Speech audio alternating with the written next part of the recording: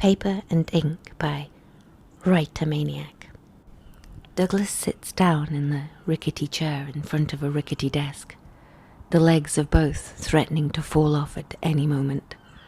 But he was determined to use them till the very end, to be faithful to them like they had been to him. They had been his companions, and the only ones who truly cared, and he wasn't going to let them go that easily. He takes a sturdy sheet from the stack of papers. The smell immediately reminded him of the thumping of small feet running towards the front door when the bell rang on Sunday, and then fighting over who gets to carry the papers to father. Nicholas always won with the argument that he was older, and he always got to inhale the smell of each envelope, something that Douglas had always been jealous of. Douglas smirks to himself, the wrinkles on his face moving to the right with the curve of his lips, as he pictures his dear brother now resting peacefully under the dirt, thereby leaving the living child in peace to smell the paper without being shoved or kicked at.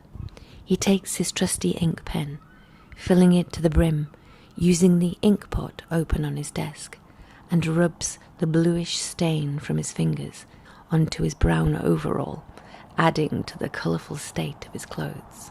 Placing his elbow and arm the way he had been taught to, the way that was almost reflex to him now, he starts writing, scratching the nib the way he liked, tilting the paper so that he didn't break the delicate bones in his neck. With a salutation of "Dear Barbara," he asks about the family and the children first, as expected. He requests to send a photograph along with her reply, ignoring the string of his hearts, ignoring the fact that this communication is only one way, ignoring the fact that his own daughter thought of her own father as an old lunatic.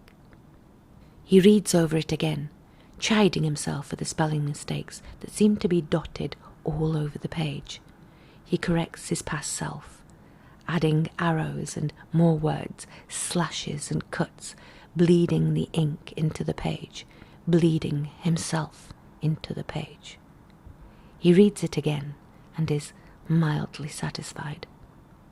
Folding the page in half, he takes an envelope from the stack of envelopes lying next to the stack of papers and carefully pushes it aside. Bringing his tongue to the edge, he runs it down the triangular fold, tasting paper and ink and pain and blood, and smooths the fold, sealing the envelope without leaving any unnecessary creases or bulges.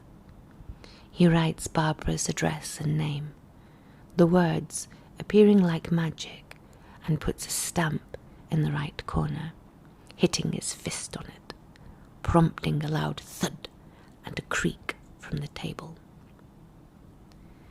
He moves on to his next letter, this one to his son Isaac, doing all of it the same way he had done since the time he had learned how to write. He knows that there's an easier way to send messages and photographs, easier ways to communicate events and emotions. He had heard about the smartphones with their emails and their cameras. He had been given a comprehensive speech about the benefits of technology from his young grandson as soon as he had returned from college. He had only nodded his head and displayed his toothy smile, feigning interest in this passionate rant. He never mentioned to his children and grandchildren that he had a box kept under his bed, where he had safely kept all the letters his father and brother had ever sent to him. He never shared the fact that on the anniversary of their deaths, he would take out the letters and read them again, laugh with them again, and stain the yellowed pages with his tears filled with memories. He never brought up his late wife, who he had corresponded with for almost 2 years before her parents had allowed him to marry her. He just smiled with the teeth that he had left, swallowing his past with his words. If Kathleen had still been with him, she would have kissed his sunken cheeks and asked him to move with the time, instead of being stuck in his own time forever. She would have shaken her head when he explained that he couldn't do that or wouldn't, and corrected his lie by saying that he didn't want to. But she is gone, and he is alone. The people who had understood him were all long gone. The people who smelled the paper and ink, ran their fingers down the page in reverence until the ink imprinted on their fingers, were all dead.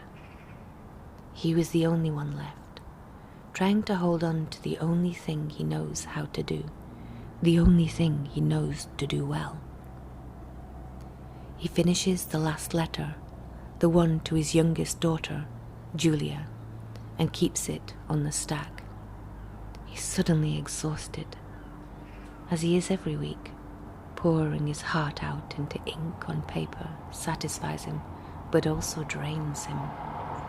It pulls on every thread of his heart, and sometimes he wishes he could stop, but he knows that he's not going to, not until his final breath. He sits on the small bed in his rooms, interlocking his fingers and closing his eyes. He prays to the Almighty and asks for his blessings, not just for himself, but for his entire family.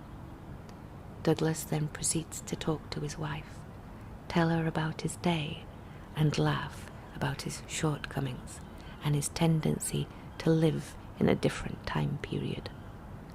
When she had passed, he had sent a letter to her along with the usual ones, but had soon stopped once he realized that she couldn't write back. He then resorted to talking to her, and he found that she may not be able to reply, but she can surely listen. And that was enough for him. That was more than enough.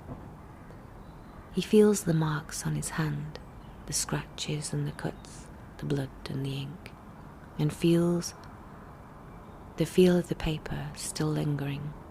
He remembers his young days, his fights with his brother, his relationship with his wife and children, and he smiles, though there is no one to smile back. He lies down and sleeps soundly.